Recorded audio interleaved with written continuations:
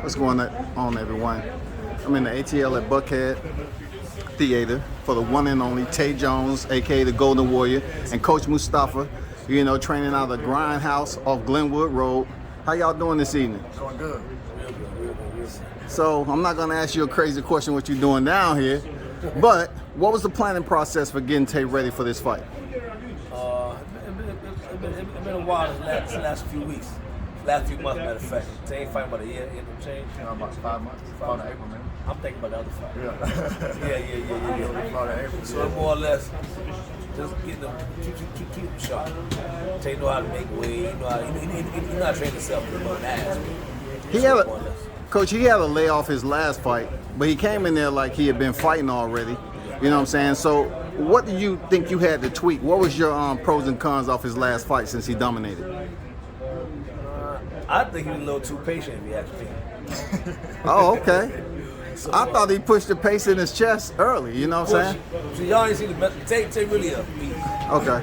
Tay really do a lot more than that. In the gym, he do better than he did last time. So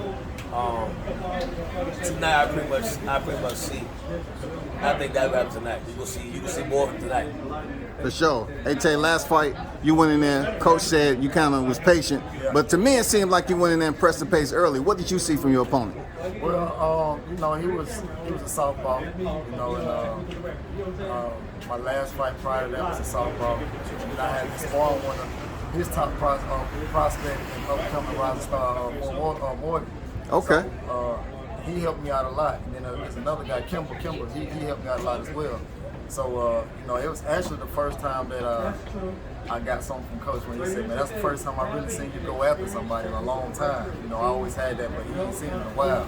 So, at least I got that out of him, but I won't be patient tonight, though. Absolutely. I said the same thing, man. You went in there and you act like you haven't had a hiatus, man. You was ready to go. You went in there and got the job done. Right. Coming off such a dominating performance, what did you see that you had to train to prepare you for this fight? Just staying sharp, and then at the same time, we got young killers inside the gym. Those young killers they stay on my ass. So, but by them doing that to me, it's just keeping me sharp. Like I said before, I know I'm getting up there in age, but then when I got the young killers, I gotta compete with them. So just keeping me sharp. So tonight it's no different. And this will go to both of y'all. But speaking of age, there, Tay, how do you maintain discipline? What would you tell some of them young fighters out there on how to stay disciplined, always go in there and make weight? You know what I'm saying? Right. In between fights, what advice would you have to them before they step back in the ring? I mean, it's okay to eat, do your thing whenever you're not fighting, but at the same time, you got to know when to turn it on and when to turn it off. You know what I mean? And when you're trying to get back in the gym, just start little by little taking it down. You know what I mean? I'm not saying you got to cut it all off. Start taking it down. Then of course you gotta maintain and eat right. Now you can eat good, like people like to say, I like to eat good. Yeah, I do, but you can eat good by maintaining a low calorie diet or a low carb diet. So you can still do the same thing and eat good, quote unquote. You know what I mean? So like I say, just stay on your grind and make sure you're eating the right things. You can still eat good and eat the right things at the same time. Absolutely. Coach, what's your secret besides in there killing? I hear motherfuckers yelling from the street. You know what I'm saying? Being true to this, man. Okay. Working really hard, trying your best, and I'm gonna push you. I'm gonna push everybody in there, man. I ain't gonna catch you. We're gonna try to seriously get better. How often did Tay spar for this fight coming up tonight? Twice a week. Twice a week? He did his thing every time. Okay, for sure. How many rounds was that sparring session, Tay? 6? Okay, for sure. So, where you at right now? Was this an opponent you had to study up on, or is somebody that you just gonna go in there and make the changes as they present themselves? It's not even that. It's just like I said before. I definitely did take a look at them. I don't take anybody for granted at all. But at the same time, when you've been in there with a 2-time former world champion, and you feel that these guys on the quick one. So that's my mentality. Do you think being in there with Julius Ndongo, the way that you attacked that fight early on, you believe that's something you need to go back into, or you trying to implement coming off your last fight when you close distance early in the first half of the fight, and you end up stopping the guy? That's something that's gonna happen tonight. Okay. For sure. So what else should we know about, man? You want to talk to your fans about? That's going on with your boxing career, anything you got popping. Tell them about your channel, man. Yeah, of course I got my YouTube channel as well. You can find that at Pacman_ATL_Tay. You know, it's just like boxing saved my life. You know, what other way to continue to talk about boxing and grasp the fan and give them the right information, and not be as the high caliber corporate people, to give you somewhat of the information or to barely give you information. I'd rather give you the whole ordeal on each and every story. So definitely my YouTube channel, Pacman_ATL_Tay. And then of course I'm starting my own business now. So I got my crowd therapy business. So, explain what crowd therapy is. For what goes on in the grindhouse, I know a lot of them cats up in there need crowd therapy. We need that. So explain to those who compete in a full contact sport or anything that need that recovery. So basically with crowd therapy, it's like pain management. So like you see a lot of people who starting to go, it's like it's starting to be a trend. So you're starting to see a lot of people getting in what they call the chambers, but it's like not the frost, but CO2, right? So it's the same ordeal, but I'm doing one spot treatment. I can do pain management, I can do lymphedema, facials, I can do waist slimming, fat slimming, cellulite, things of that nature. So, and what happens is with my instrument, it cools the body to negative 37 degrees tissue. What happens is it dissolves the nipsose tissue. The nipsose tissue is definitely very, very sensitive to cold. So when it's that cold, when it's very, very sensitive to cold, it dissolves, and then also what happens, it makes the lactic acid buildup, right? It kills the lactic acid buildup, and then it opens your blood vessels, which creates the oxygen to pump through, so you don't be sore. So that's what the pain management does for crowd therapy. Just so they know, boxers just don't come to the gym and fight. They have other ventures, you know what I'm saying? Y'all much more inclined to go out here and get a second business. Plus you're an educator too, yes, sir. In the school system, so that makes it even better to understand where you headed with this crowd therapy. Yes, sir. Coach, let me ask you this. You're one of those coaches that the grindhouse is exploded, obviously. But one thing I appreciate about the way you go in there and train your people, you do film study. Yes, sir. And then, you may not have a channel, but your IG is full of viewers. So what's the message you trying to pass, man, besides teaching these young fighters? Message I try to pass to the fighters, the people? Yeah. Pure boxing. Pure, real, true boxing. You know what I'm saying? Stick with that. Defend yourself.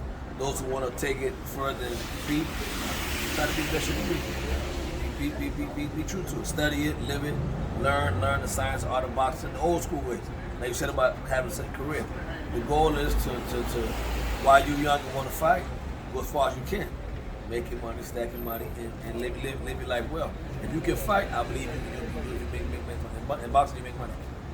Absolutely. And talk about some of the fighters that you got coming out your gym. I know you got Tay Jones, but talk about them killers you got off there. I got Max to heavyweight. Yeah. 6-0, 6 knockouts. All except one in the first round. I got Mustafa Theater, TJ McCoy, blessing, 1-0, 1 knockout. I got Mo Billions, 2-0, 1 knockout. I got Marco fight at 135, 140, 1-0, 1 knockout. About to fight 2-0 guy. We gonna have that business too. All right. Probably stop him. I got a 122, giant 122. Is that right? 6'1", and really excited about him. Who is that? Sniper. Oh, Big Sniper. Okay. Yeah. I know he's fighting 122 now. I'm literally, I would accept any fight right now. Okay. I don't care where they at. They could be the top 10 guys. Sniper will handle his business. But beware. Right now. Don't come in there half-stepping though. No, definitely don't do that. Don't come in there half-stepping. I got 2 or 3 more. I'm turning loose next year. We're going to go pro. Pro style gym, pro style of offense, defense. Everybody really coming to bring it. For sure, man. I appreciate that, Coach. Any final words you want to say to any of the fighters that's out there, any your team, anybody that you have any influence with? Work hard. Learn, love boxing. Be true to it. Study it. Ask questions. Be the best you can be. I also, last question, ATL, the boxing presence here has grown, man. Coming hard, too. Yeah, I mean, Atlanta's coming hard. What do you attribute that to? The me and Black Hollywood is growing. We finally getting molded into the boxing. I helped it a lot myself. Tank helped it a lot. And just Atlanta got a pretty good bit of young fighters who can really fight. Oh, yeah. They really can fight. Not no foolishness, but they really can go. So the recognition that They build it down there. So it's coming hard. And Tay, what about you, man? Any final words? You know, you're a part of this Atlanta, you know, rising, you know, this boxing scene down here. You're a part of that. So what do you have to say to the up-and-comers or the ones that's currently fighting at the time? You know, what's your message to them, man? Let's just keep putting on for the city, and you know, we can make this the mecca of boxing, just like they made Vegas, and just like they made New York, just like they made what else? California, just like they made New Jersey. So we can do the same thing here. We got another exciting fight coming up with Jamil Harris, Shakur Stevenson coming up. So 23rd October, right? Something like that. 23rd October for sure. So you know, like again, like you say, man, let's keep grinding. And then of course, we got a lot of Atlanta fighters that's definitely starting to promote their way to the top as well. So I'm just happy to say. My boy Brody, I forgot my boy Brody, 5-0, one draw. We fight a 4-0 guy, 23rd October in Baltimore. We're gonna stop him too. You fighting them O's now? Okay, I like that. You got them O's up there. And we're gonna stop him.